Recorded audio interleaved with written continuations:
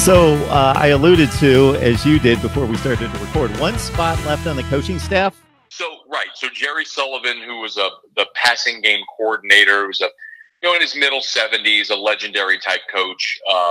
He was an analyst on LSU staff, and then this past year he took on a full-time role, really to help the receivers technically.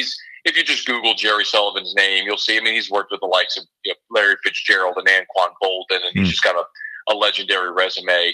He's just at a point in his career where he's ready to go put his toes in the sand there at Ponte Vedra and not do the day-to-day grind. Absolutely. So they're looking for an offensive assistant, and this is going to be really interesting because you remember a year ago the two spots they filled were Sullivan, and then Steve Ensminger was elevated to offensive coordinator.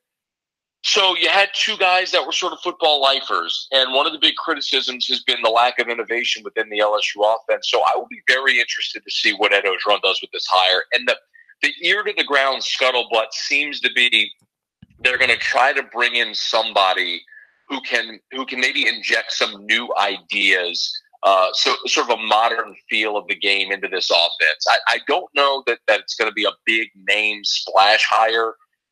There have been some flirtations with guys on NFL staffs, other folks throughout college football. Ed Orgeron has traditionally hired guys that he has an association with since he's been at LSU. He brought James Craig in as his offensive line coach, and Tommy Robinson as his running backs coach, worked with both of those guys when he was at Southern Cal. So I would look for Ed to hire someone he's crossed paths with at some point. But who they hire feels really impactful, Mark, because it's no secret LSU's offense has lacked innovation over the last decade, and it feels like that's what they're going to try to do with this hire, bring in someone who can inject some different ideas into what LSU does offensively. Matt, I've got to run, but I've got to get something out of you concerning this transfer portal. Now, this is something where we saw high-profile quarterbacks switching teams 3 to 4 weeks ago, and now the floodgates have opened. We are seeing prominent players at all positions. Certain teams are being ravaged. Virginia Tech comes to mind. Quarterback, top running back, top wide receiver, gone. It's almost like free agency. I don't mind it because in college sports, if there are any pieces of legislation that are going to benefit the student athlete, I'm going to favor that. We all know the conversation, big money business, all that stuff, and pay players. It's a conversation that's way too long and deep for us to have right now in a short time.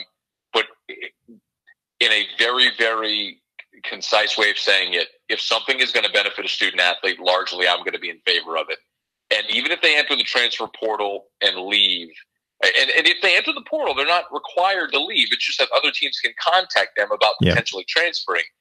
But even if they leave, they still have to sit out a year. They lose a year of eligibility. And I have always felt that I have no problem with players being able to transfer wherever they want, within conference, at any point. I don't care if the penalty for doing so is forfeiting a year of eligibility. So I don't mind. I think the transfer portal makes the transfer process easier for student athletes, and I'm in favor of it.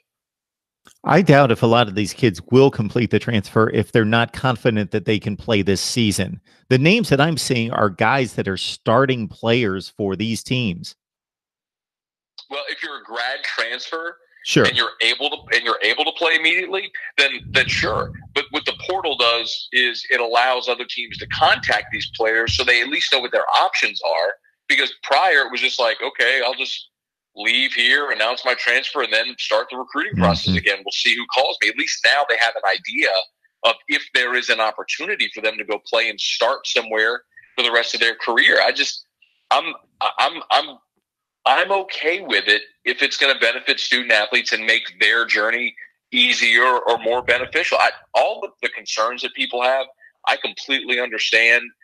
The idea of free agency, but that's just the nature of what college athletics is, at least major college athletics is. And Mark, I don't see us ever putting the toothpaste back in the tube. It's just going to keep progressing this way. Yeah, absolutely. Matt Moscona, ESPN Radio, Baton Rouge and New Orleans. Matt, it's always great stuff from you, so we appreciate you stopping by, sir. My pleasure, Mark. Thanks for having me.